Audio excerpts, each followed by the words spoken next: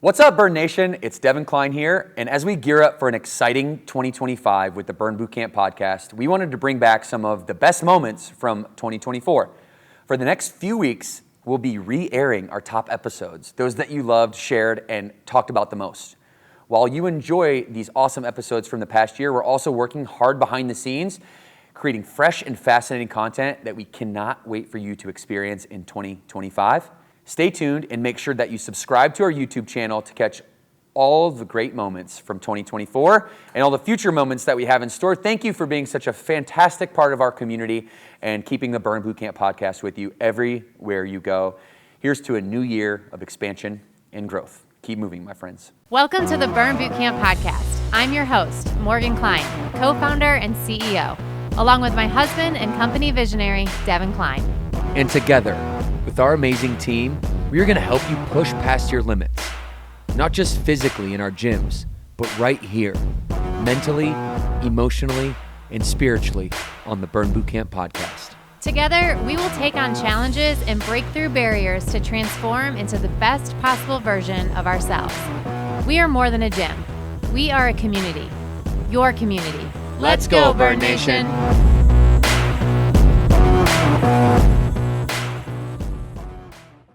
Hey, everybody, and welcome back to the Burn Bootcamp podcast. I am your co-host, Devin Klein, with my co-host over here, Morgan Klein, as you know, our CEO. And we have a special guest today, everybody. Woohoo. LP. All right, Lauren, how you feeling today? I'm feeling great.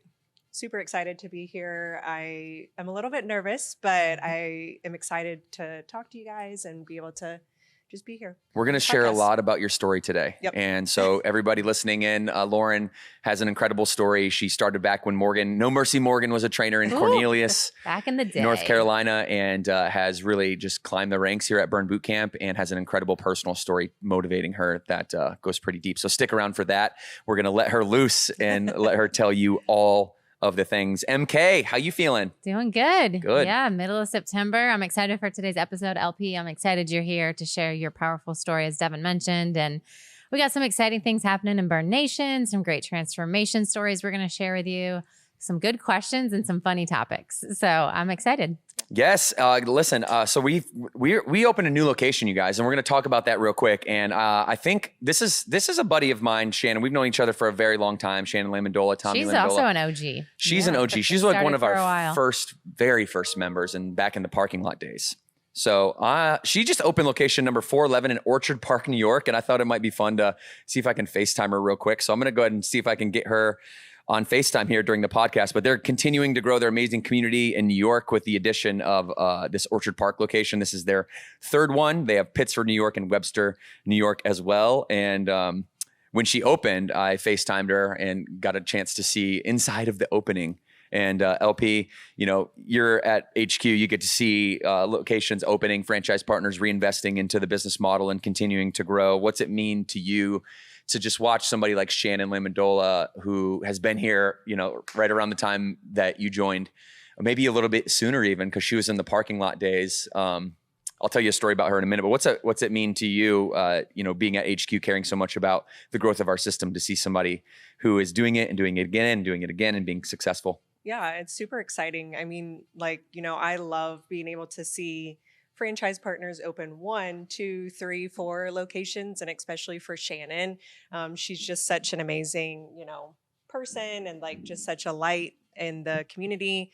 And to see her have 2 successful gyms and then open up that third one in New York, it's really exciting to be able to see it. So. Of course, she's not answering me right now. Hey, maybe she's at camp. That's Who what I was knows? about Of course to say. she's not answering. She's like, hey, you know what? We should really test and see if I call her if she answers. You should. You should. I think she'll FaceTime me back at some point here, and I'll answer when she does, and we'll bring her live to you guys. But did we show the graphic? I want to show the graphic one more time of Shannon and Tommy, because these people are amazing human beings. Location number 411, just helping so many people in the state of New York and upstate New York live the Burn Bootcamp lifestyle and maximize their health and happiness. So shout out to the Dolas, as we call them, around HQ. And if you guys are interested in franchising out there, let us know. Go to our website, franchise.burnbootcamp.com. We'll link that in the show notes, okay? And you guys can hit the Frandev link up and let us know. We're looking for particular people that are hungry, ambitious, have a great attitude, want to grow, and want to be on Team Blue. So exciting. Orchard Park, 411. Morg, we have a burn story today. We do. This one is super powerful. It comes from Clarksville, Tennessee. And this one went pretty viral because, and I think you guys will see in just a moment just how impactful this story is and just the energy you can feel. Her name is Mercedes Johnson. And so we'll go ahead and roll to that video right now. Hi, my name is Mercedes, and I'm a member of Burn Boot Camp Clarksville. My journey with Burn Boot Camp started in February 2024. I weighed 590 pounds. Like lifting in my leg, I had high blood pressure, sleep apnea very bad. I couldn't sleep in a bed. I was laying on my knees in a prayer position. So just laying on the side of my bed. Okay. Sleeping on my back, I would choke to the bed. Moments that I knew I was sleeping, like moments that I would eat, or moments that I would like be at home and couldn't move, that I knew that like I might not wake up. Boot camp is so special to me because it's one of the only things that I've done to exist. In any journey, you need support. You can't do it by yourself. That's the reason why Burn is like so special to me. In total, I've lost 183 pounds. 100 pounds before I came to Burn, 83 pounds since being at Burn. Biggest victory that I found has been just my quality of life, being able to walk long periods of time, being able to fly. I'm able to jump rope, which is really helpful for my blood pressure's not an issue, being able to sleep in my bed the whole night, just not being afraid to lose myself, being myself, with other people sleeping behind me. Wow, what an incredible story. So Morgan, you said that went viral in Burn Nation. Where did you see it first? Yeah, I saw it on Instagram. I think I was tagged in it as well. We're tagged in a lot of different transformation stories, but I just remember so much of Burn Nation showed up in those comments and just was, praising Mercedes and all the work that she's done and sharing that so other people can see, what is possible for them if you find that community. I love how she talked about can't do this alone. And we're going to talk about that a lot today in the podcast, that connect and that community that Burn Boot Camp brings. But I love the journey that she's been on, and she's not done. She's going to continue that journey, and it's going to continue to have both internal and external impacts on her life as she, gets healthier. And LP, we're going to talk about your story and dive deep as we promised everybody. But, as a prelude to that, how does this make you feel as you see Mercedes, hear her story? I clearly see the emotion that comes over her as she talks about consistency and things like that. What does it mean to you?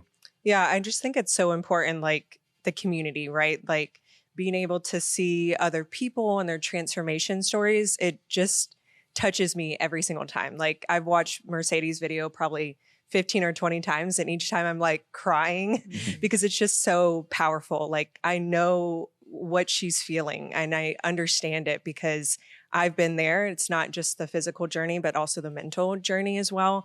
And, congrats to you, Mercedes. Like you're going to just keep doing big things, and just, showing up for yourself is so important. So it's really touching. Yeah. So I just want to urge you guys to watch the Mercedes video again, watch that transformation story, because it is incredible.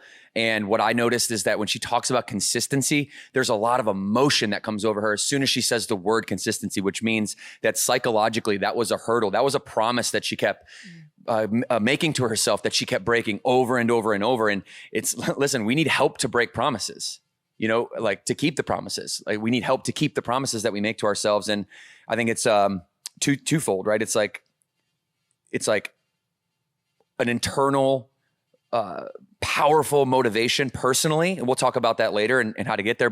And then secondarily, it's the accountability that you surround yourself with in the community, like you talked about, Morgan. And it starts with our franchise partners, Thomas and JoJo at Clarksville, and just creating that environment in which people can feel vulnerable enough to step into into camp every day and not only move their body, but because they're moving your body, also move their emotions as well. So that's what it's all about. Yeah. And I can just imagine, like she was saying, you know, she's able to jump rope now. Like when she probably jump rope for the first time, the community probably rallied around her and like just really celebrated her. Like I can feel that, like, and I'm excited for her, like for her just continue to do big things and hard things. Yeah. Yes. Okay. So we are going to go to a member question. We have a member question that just came in.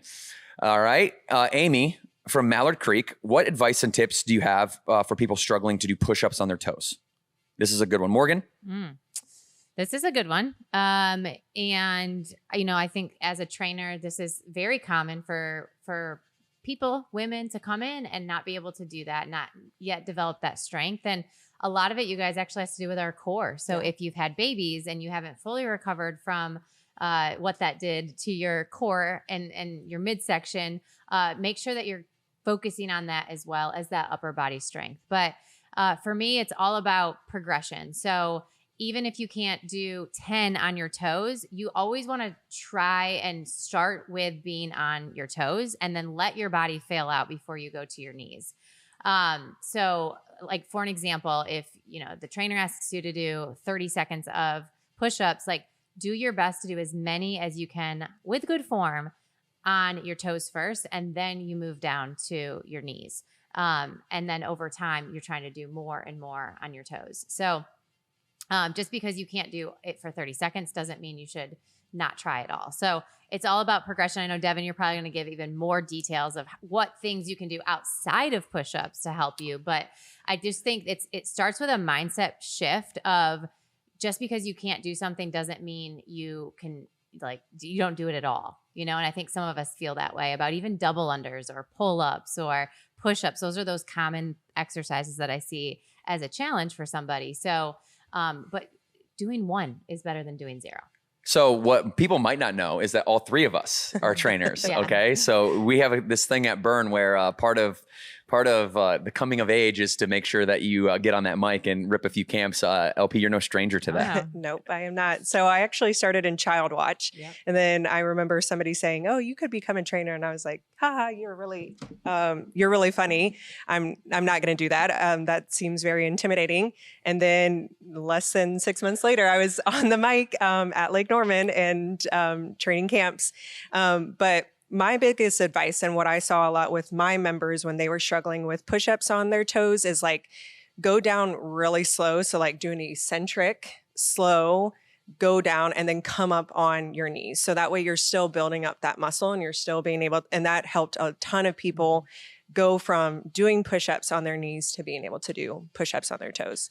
And then the other exercises that like working those smaller muscles like chest press and things like that, just making sure you're continuing to progress in those weights so that you're building those muscles up. Yeah. One of the biggest problems that I see with members that aren't performing push-ups correctly is that their scap is their shoulders are up in their ears like this. And what they do is then they take their elbows out nice and wide. And so you have like this wing type of kind of closed, you're closing off your collarbone. You can't really get all the way down. Your elbows are way too wide. What you want to do is put your body into like the shape of an arrow, right? That means just elbows are back 45 degrees. And then you go down eccentrically like LP was saying. And then you can even take your hands off the floor at the bottom of the motion. And what that does is called a hand release push-up. It forces you to get full range of motion and get your chest all the way to the ground. So that's very important, right? Because we need to work strength through the full range of motion. And so often, and I see it wrong all the time. It's wrong more often than it's right when I watch people doing push-ups online. That's what I do all day, just watch people do push-ups online. So I see a lot of it. And most of us are not taking our chest all the way to the deck. And so it's putting your body into an arrow. It's that hand release at the bottom. It's the eccentric motion. And then one other tip that I like is to draw a straight line from your fingertip to fingertip, index finger to index finger, and actually just touch your chin on the other side of the floor over that line. And what tends to happen is everything else will kind of flow through and all the form cues will just kind of fall into order once you've had that mentality. So that's my best advice there. And we do need to do push-ups correctly though, don't we? Yeah, absolutely. Yeah, we have to. And just to share with everybody, I still have to go to my knees sometimes, you know, when I'm failing out and when it's a heavy arm day or upper body day, I'm not afraid to go to my knees either because I want to make sure I'm using good form, but I always make sure that I'm failing out first. Yes, yes, yes. Failure. So failure, let's talk about that real quick for a moment. Failure is something that we chase in the gym, but then it's not something that we are used to or conditioned to chase outside of the gym. It's like we don't like to fail outside of the gym, but we like to fail inside of the gym. Why do you think that is? LP, why do you think that failure is associated to negative growth outside of the gym, but it's positive inside? I think failure is just like, oh man, I did something bad and maybe I made like a mistake. But you know, what I've started to, especially with my experience in burn, is like failure is a good thing. And what can I learn from failing? What can I learn from that specific lesson? Like there may have been some mistakes along the way, but now I can use that to propel myself forward. So that, you know, failure inside the gym, which is such a good thing, now I was able to translate that good connotation in the rest of my life. And now I teach my children that too, like, hey, we want to fail so that way we can now learn from our mistakes. And so that way we can continue to get better and continue to just be good little humans. So. Morgan, what is your take on failure? Yeah, I agree. I think that, you know, failure is seen as a negative thing in society. And, you know, it usually comes from either our own ego to always want to do good and never, you know, do anything that's a failure. But also it's other people that we're listening to, like other voices in our head that are either telling us that we're failing, whether that's something you grew up with parents or just over time, you know, you've had people in your life that aren't supporting you through the challenges you're going through and almost like judging you. So you're afraid of that fear of judgment of other people. So when you can surround yourself with, hey, failure is a learning lesson. Failure is a good thing. Let's get through this together. Then you can start to have that impact other areas of your life. Yeah, for sure.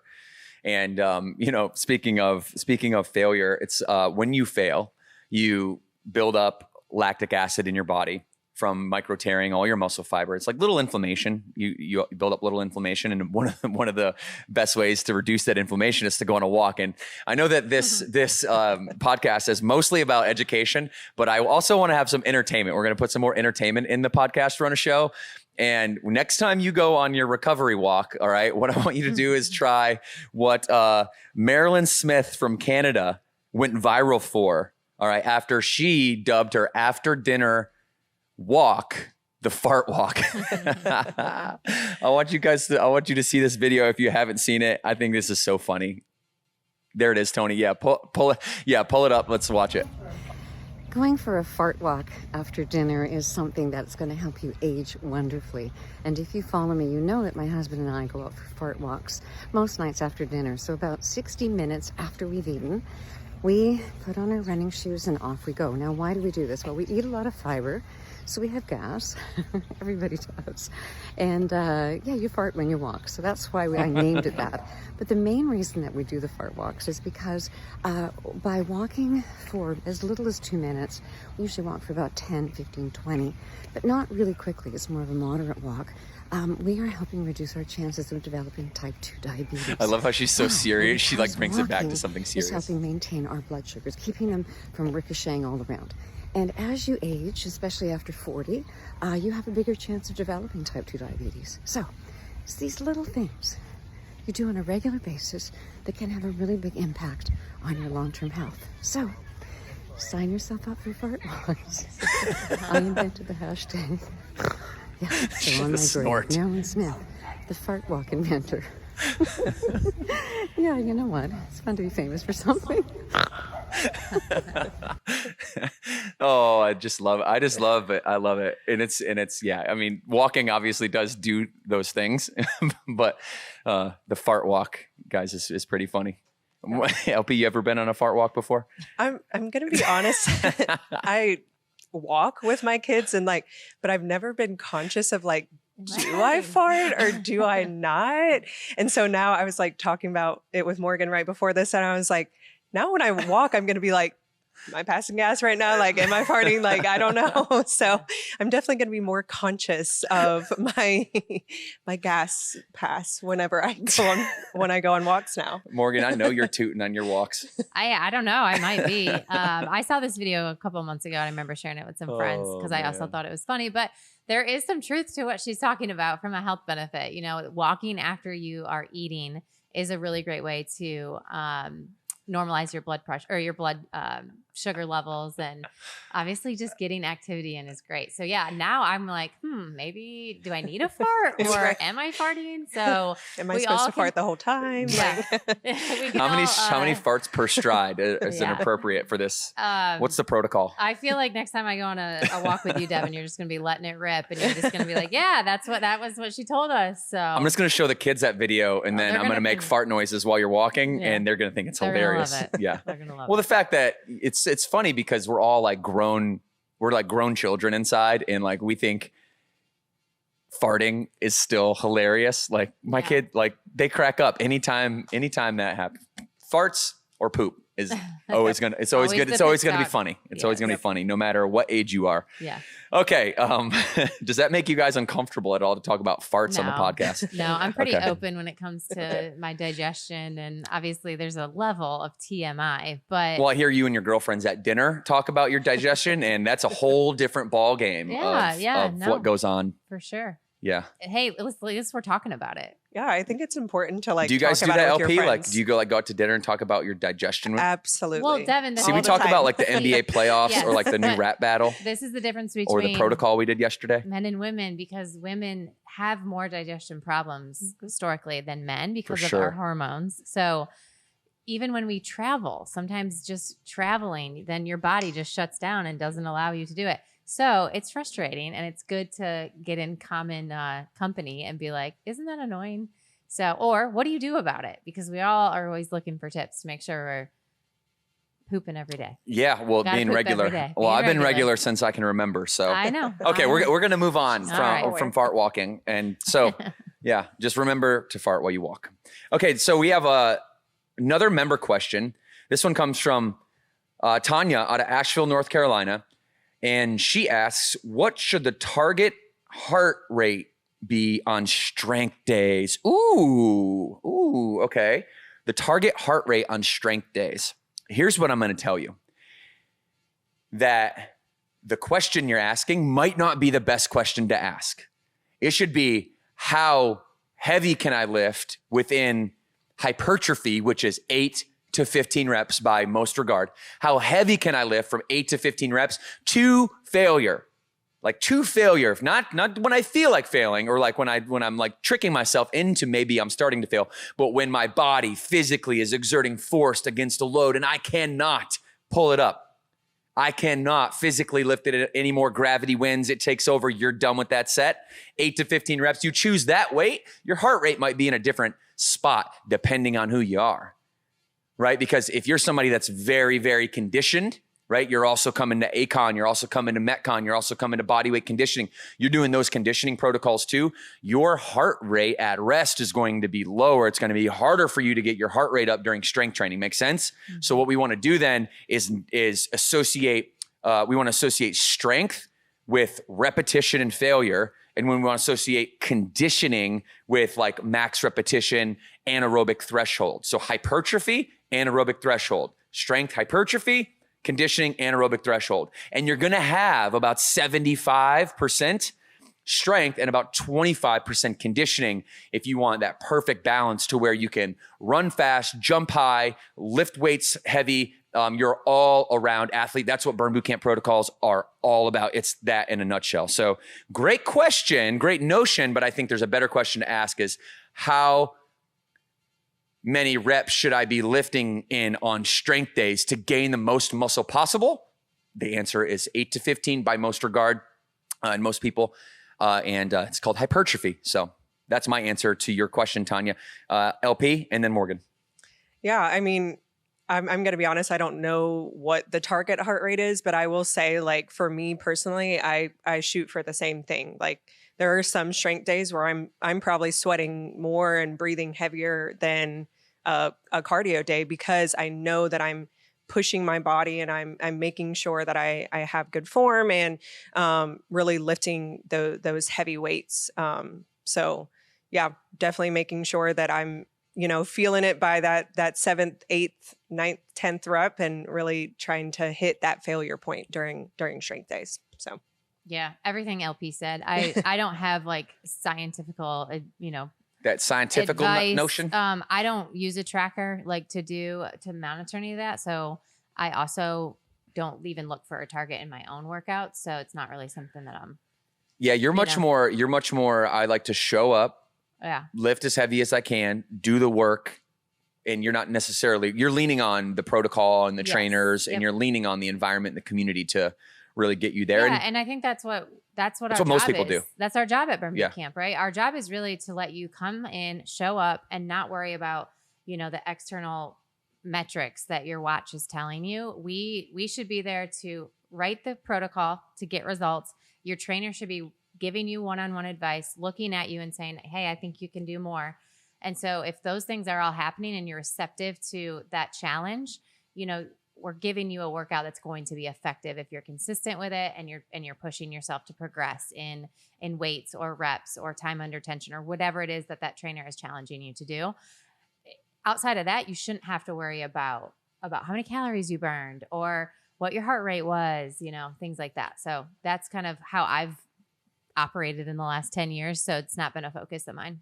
Yeah, and I love that you just broke that down so cleanly and elegantly, because that's how most people are. Most people will feel that way. Now, I want everyone to know that eventually, and Morgan, you've been up and down this roller coaster, right? Like you've been there to where you're like tracking everything and doing the whole 9 yards, and that doesn't vibe with you, definitely. But what you are going to do at the very least, and Morgan does this too, is you're going to track these exercises that we're talking about at Burn. So you're going to show up and you're going to have a focus. You're going to have some type of challenge. It's going to be a strength or conditioning challenge. And so we did snatches this month, and my progression is very easy to track because I'm just focused on really snatches, goblet squats, burpees, and chin-ups. It's just those 4 things. And I can remember, we have the tracking and the accountability tracker and the social media tracker and all the tools for you. But at the very least, I know I snatched 85s for 12 reps. Next time I'm going to try 90s and I'm going to push myself. So trying to keep it simple. Voltaire said simple is sophisticated. So that's our game plan. Thanks, Voltaire. Okay, moving on with the segment here today. LP, as promised, I really wanted to dive into your story. You came on the podcast today, having read the book. We talked a little bit about what chapter that you read, and we're going to talk about the Burn Boot Camp book, you guys. It's so powerful to hear the 14 stories that are inside of it. So if you haven't read it yet, go read it. You're going to come back to it. It's going to mean something different to you each time you come back and you read it. And LP is the same way. LP's been living this lifestyle now for how long, LP?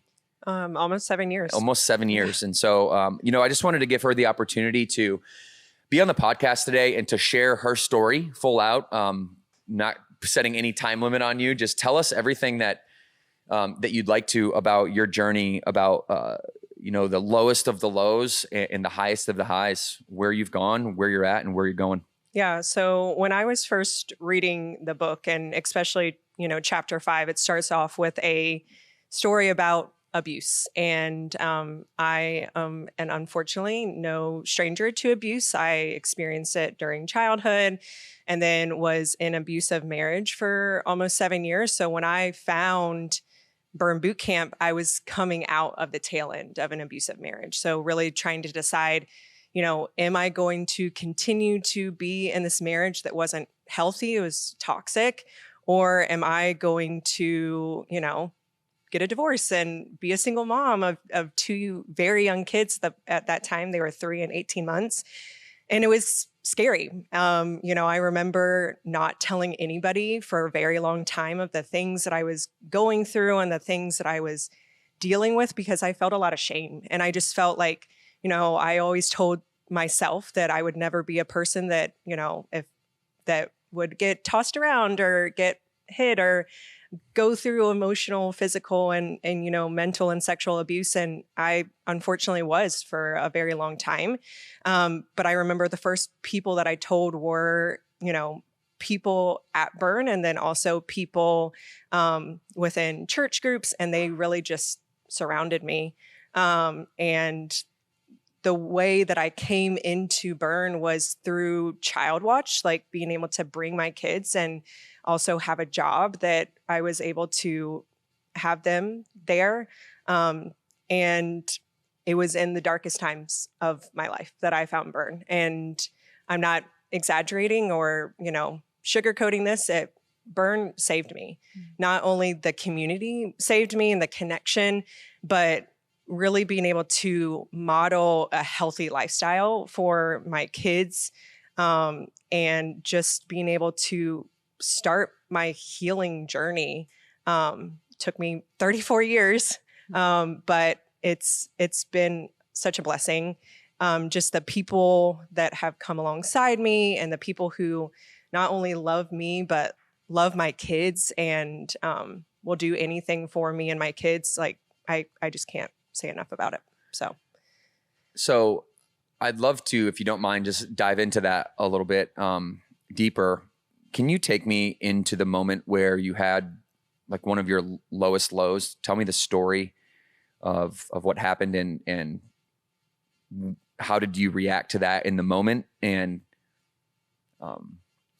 kind of just paint the picture of where you were at that time. Yeah, absolutely. So trigger warning for anybody who is dealing with any type of domestic violence issues. I want to make sure that you understand that this is, my story. When we first got married, he was a great guy. He on paper was excellent, took care of me. He had 2 kids from a previous marriage. And, I was like, oh man, I've found the person that I'm going to be with for the rest of my life. And it was probably about 6 months to a year in where I was like, oh no, this is not going well, just based off of the characteristics that he would show me. Now, he hadn't put his hands on me or anything of that nature. It took about 2 years for him to do that.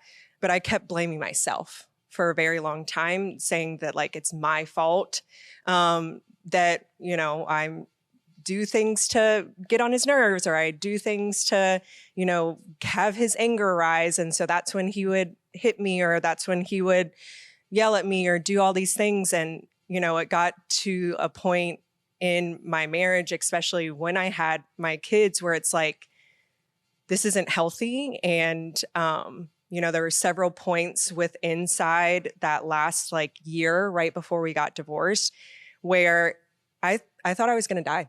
And I didn't know how I was going to physically make it out of it alive, because of just the things that he was doing to me and the things that he was, doing inside the household. He isolated me from pretty much everybody that I came into contact with. So like connection for me still is very hard, to be able to trust people and to be able to, deepen that relationship, because for a long time, like he just kept telling me, you're never going to amount to anything. You're never going to be anything without me. And hearing that over and over and over for months and months and months, you start to believe it. And so then it's like, how am I going to escape this? How am I going to get out of this? Because I'm a stay-at-home mom. I'm not making any money. I depend on him solely for everything. And so I really had to take a leap of faith to be able to say like, hey, I need to leave this. And it really took my oldest daughter. There was this one time where he didn't want us to leave. We escaped the house, for lack of a better word. And he came sprinting down the stairs and she started screaming and crying. And she was like, I'm scared of daddy. And after that, I was like, I can't continue to be in this relationship for my kids when my kids are scared. And then they're creating this fear and they're young and that stays with them. And so I was like, I need to be able to show up for not only myself, but also for them, and be able to show them like, hey, this is what a healthy relationship looks like. And this is not it. So it really took you seeing the look and the reaction from your daughter, your oldest daughter, and her saying how scared she was and relaying that to you before you really realized how quickly that you needed to leave this situation. Yep. And it was probably about after that happened, like 4 months after, I started like, okay, getting all of my affairs in order. And once again, I had to do all of this in secret because if he found out anything, he said that he was going to kill me.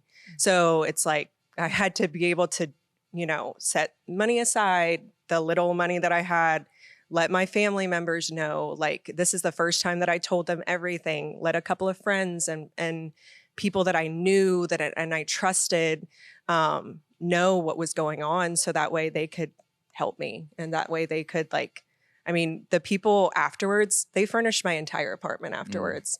They, bought me groceries. They took my kids to school when I couldn't and I had to work. So just being able to trust a couple of people that really took me to the next level. So yeah, you're not used to being able to trust anybody, but you somehow trust these two people, and they are the ones that really helped you and that you could lean on as you're getting out of that. Yeah. How do you do that? How do you trust people when inherently you say that you're not trusting? How do you put your faith into that? Was it the pain that you were experiencing, or the pain that your daughter was going through? What was the catalyst? Yeah, it was definitely the pain that I was experiencing, and I just know that they deserved better, and I wanted to be better for them. And these people didn't know him, because I think a lot of people knew him, and they were like, "Oh, he's so nice, and he's so great, and he takes care of you." And I'm like, "You're not seeing what's happening behind closed doors. Like, you're not seeing the bruises that I have to hide, or the things that I have to hide in order to be able to show up and mask all of these things." And they had been through similar situations. And so they really took me in, and they were like, "I'm going to make sure that the person that I needed when I was going through that situation, I'm going to be that person for you." So it took a long time. I still, like I said, struggle with trusting people and struggle with asking for help. But every single time that I have been vulnerable and I have been able to do that, it's come back to me tenfold. And then being able to do that for other people is super important. Yeah.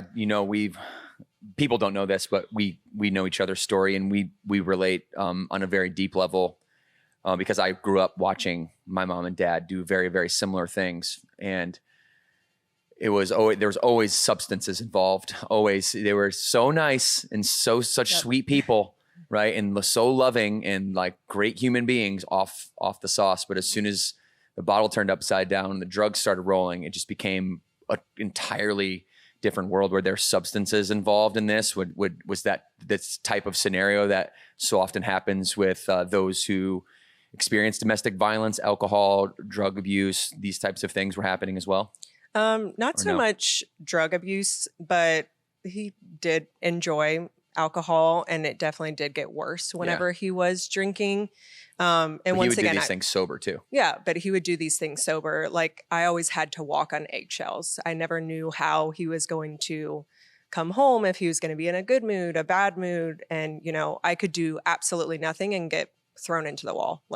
And so that was very scary for me, because I was like, I'm trying to do everything that I can in order to be perfect for you and to be a great wife and all of these things, and it just wasn't good enough. So how you feeling, Morgan? You obviously have known LP's story for a while. This is really the first time she's gone into it on the podcast. I haven't known the depths of it, right? And so just thank you for sharing. I know it's vulnerable to do this, and I think it makes me so sad that people don't believe women when they say this guy is doing this. And, it's like you said, you're like, I couldn't share it with people that knew him because they wouldn't believe you, right? Yeah. Because, oh no, I see him, I know him. But I think that is a lot of the times where women feel trapped because they don't have that community to rely on, like you did, the church group or some friends that didn't know him. And it makes me angry and it makes me sad for women that don't have that support system to say, this happened to me. And like, after the first time, like, you should believe me. I shouldn't have to show you the bruises. I shouldn't have to show you, the videos. Like, just believe me and believe what women are going through, and then let's help them get out of it. So I'm glad to see you on the other side here. I know you've gone through a lot of work, and, I know you attribute a lot of it to Burn Boot Camp and just continuing to find that community around you that are going to believe in you and support you and get you out of that, and still support you through, what you're going through now as a single mom, because that's not easy either. That's the only experience I have to relate in this story, is being raised by a single mom for only about 5 years. And then she did find somebody to help her. But I know the challenges that she went through, and the sacrifices that she had to make. It was a different situation. Of course, my father passed away suddenly, but the extra hours that you put into work, I see the work that you're doing, LP. And I know you're doing this for yourself first, but for your children. And so just kudos to you for seeing that when you needed to see it, and making a decision and moving forward. And I want to know what I can do more to help women that are going through this. I think it's important for us to share some resources on the podcast here, in the show notes, where women can go to start to get some help to get out of situations like this, because not everybody does have that community that we're talking about right here. Not everybody has, the church group or the Burn Boot Camp group. And we got to connect them with more women and people that like you experienced. So. Well, I want to connect this back to the book, because you read Kifa's story from Costa Mesa, California, and it's similar. And so when we think about psychologically how to break this down and kind of get out of the emotional lows and get back into an emotional high, especially when it comes to physical abuse, the connection strategy that we write about in the book is so important, because if there's two levels of connection that we could have as a human being. There's one with yourself, which is what we call core identity. And there's one with kind of the ideal of the world's version of you, which is called surface identity.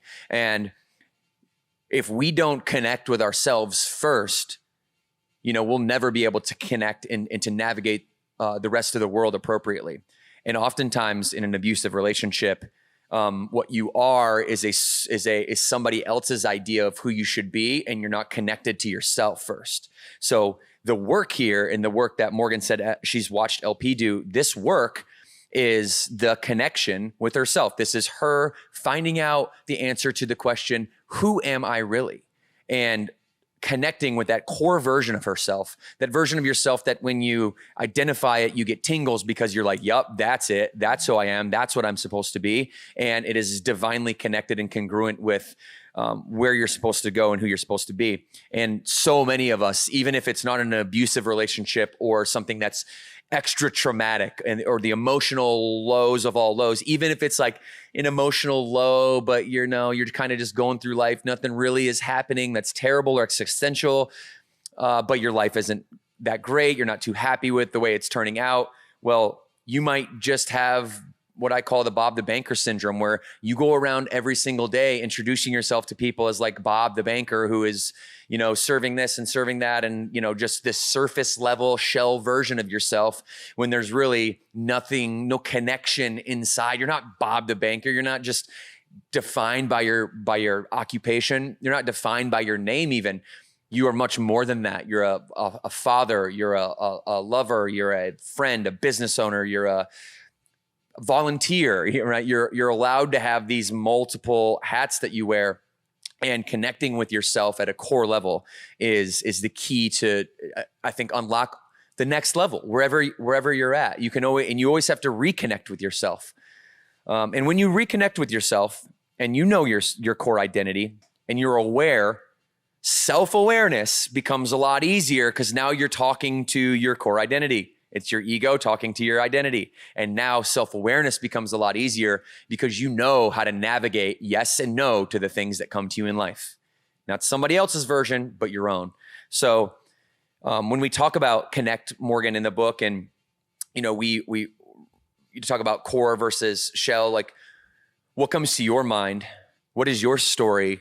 When did you, even if it's back in the day or, 2 years ago, or when was the moment where you were like, no, I'm not going to be defined by like this idea of the world and what it wants me to be. I'm actually going to flip the script, take responsibility for my own life, identify what I truly intrinsically desire, and I'm going to connect with that and use that as my navigation. When was that for you? I think, it goes back to the story I've told several times of, Morgan's quit Kellogg's, needed a new identity, was a personal trainer, thought I needed to show up one way, and went down that pathway. So I've shared the story before on the podcast, but when I think about what was that core memory, it's me sitting at the Cornelius gym. Remember, in between the bathrooms, there was that mirror there, Yes. LP. And I remember it was like a Sunday, and I had just ran probably 8 miles and did some sort of workout myself in the gym, and then decided to take my shirt off and my sports bra and do this selfie picture. And I can remember the zoom in, right, into your iPhone and starting to hate things about your body. And I think that was, for me, that's the moment, because I actually was surrounded by a really great community. I was already a trainer at Burn Boot Camp. I had already established, a Burn Boot Camp Cornelius community that was looking at me to be a leader and to show up and show them what health could look like. And that was the moment for me where I was like, no, this is not the core identity of who I'm going to be. I'm not going to be defined by how I look on the outside. And that has shaped me as a CEO, as a mother, as a friend, as a podcast host. That is kind of the core of who I am. Is I'm not going to be defined by what people think I should look like. It's about what's in the inside, and it's about how I celebrate the different phases of life and chapters of life. And so I'm thankful that I had that community that kind of put the pressure on me to show up real and raw and authentic, even though it was scary sometimes, And so I remember sharing with Instagram my postpartum journey, especially through, I think, Ryan, mostly even, of just like raw pictures of my stomach. And, I don't bounce back by the time you walk out of the hospital, like some people do. And I just think showing that gave other people permission to say, oh gosh, like this is refreshing, because I don't look like that over there. I look a little bit more like her. And that's what I can relate to. Yeah, that makes you very relatable, especially as a CEO of a company. You are the consumer, the customer, the member. You are that, so you get to feel every single day what it's like and how Burn gets to impact you, which I think is your number one. You have many, many superpowers, but your number one superpower is you found your core identity, and then you built an entire company around the core identity, right? Yeah. It's incredible. And so LP, we talk about the work that you're doing with your core identity. And to me, the work is really 3 questions. It's like, who are you? Number 1. Who do you want to be? Number 2.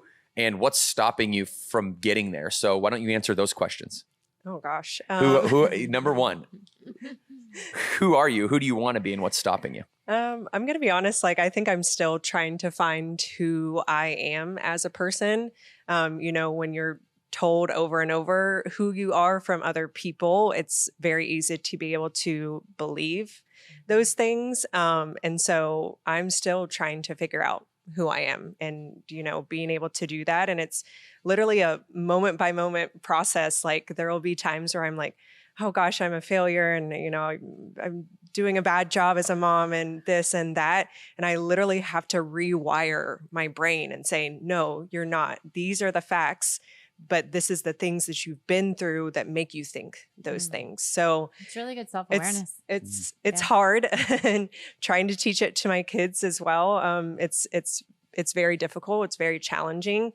And then who I want to be, once again, I wasn't allowed to dream for a very long time. And so I'm still like being able to work through therapy, like who I am. And then what do I want to be, and how can I see that dream? Because for a long time, it was just like, here's the present and here how chaotic it is. Yeah. You were living in the moment. Yeah. And I was like, am I going to survive this moment? Right. So, I'm still trying to be able to. So that didn't really answer your question, but I think that's really fair. And I actually talked about that a little bit when we did the book, like me, Ansley, and DJ, we did the book club. And we all kind of admitted that sometimes we go through seasons of life where we're just surviving. Even, if you have small kids or you're growing a business, at the end of the day, you are still setting forth that vision and that North Star, but it doesn't feel that way always. It just feels like I'm just getting day by day by day. And I think we all kind of took a moment to recognize, like, man, I probably do need to sit down and think about who I want to be. What is my vision? What is my North Star? So we aren't just surviving, because life will continue to go on, and we do need to be in control, right? We do need to say, what does that need to look like for me? What is the perfect day? And some of us are living it, and that's an exciting thing, maybe not every single day, but I just want to acknowledge that it's not as easy as the book always, or it sounds that it is, but it's intentional time that you need to take with yourself. And if you're not, then a year will go by, 2 years will go by, and before you know it, like, life is just happening, and you can find yourself in a very unhappy moment. So, yeah. And I have an experience too, LP, where I, have to constantly be rewiring my mind, and because you're so foundationally built into it, right? It's like chaos was just normalized for me. So, there's some benefits to that, but also there's some still very dark memories and dreams that come from being in those situations, which I'm sure that you experience as well, because it's built into your brain. So the way that your neurons wire together, they're going to fire that way. So if you've been learned over time to think a certain way, that pattern, it's going to get thicker and thicker and thicker and denser and denser and denser. And you've got to, in order to rewire your brain and get neurons to fire in a different way, which is called neuroplasticity, then you've got to get to the gamma state of brainwave. So this is very important, and this is why people do meditation, because meditation will get you into the gamma brainwave in which you're most plastic, and you're going to be able to reconnect and refire neurons together. And so that's why I've practiced meditation for nearly, 10 years. It's gone exponentially more and more and more and more and more and more as I get older. It was maybe once every few weeks in my late 20s, and now it's almost every day. And what I find personally in my own experience of it is when I can meditate, what happens if I'm not asking for anything and I'm just saying, like, show me, deliver to me, like removing the ego, like deliver to me what I need to know in this moment. I'm getting into gamma waves by meditating. And then I'm opening up my brain to just let consciousness itself give me direction. And so that there's no preconceived notion to who I should be or who I shouldn't be. And you try to set all that down, you set all that aside and just ask, what do I need to know that I don't know? And when you do that in gamma wave state, you're going to have a higher propensity or likelihood to then fire and wire neurons together in a new way. And so I'm learning more about this as I'm getting older too, and kind of choppy there. I'm going to get better at explaining that, but that is definitely what's happening in my own experience. And it's weird because you can like experience it as like practically, but then there's science behind it. And once you start to learn it, I'm not an expert, but once you start to learn a little bit about it, it's like, oh, now I'm educated and I know what's happening. So I know I'm not just like doing meditation because it's like woohoo, like look at me, cross my legs and, and do ohms. No, you make a noise because that's going to get you deeper into your central nervous system. You're going to vibrate your pineal gland. When you vibrate your pineal gland, you're going to, have, just a deeper experience and a higher ability to get in gamma waves. So I'm going to stop rambling, but this is the work, people. And it goes really deep. And so it starts with the questions, who are you? Who do you want to be? And what's stopping you? And there's no one way to get there, but we're so proud of you, LP, and just for being here. Like Morgan said, sharing this stuff, it's pretty heavy. Any last words before, we talk a little bit about the book and for maybe anybody out there who is going through what you have experienced before, if you could give them like some call to action in step 1, step 2, step 3, what would be your playbook, to get out of an abusive relationship? Yeah, I think the biggest thing is like, you're not alone, right? People have experienced this. I've experienced it, unfortunately. And I know that it's hard. And I know that you're probably telling yourself like, hey, it's my fault. It's not. It's not your fault. And if you don't have anybody to reach out to me. Reach out to somebody that you love and you trust, because that was really the turning point for me. And still, I have amazing friends who surround me now where like, if I'm having a bad day or if I'm really triggered by a certain thing, I can trust them and say, hey, this is how I'm feeling. And they're able to love on me and support me and support my kids. So I think the biggest thing is like, just make sure that you have somebody. Just make sure, because I know how isolating it can feel. And I know how isolating that journey can be.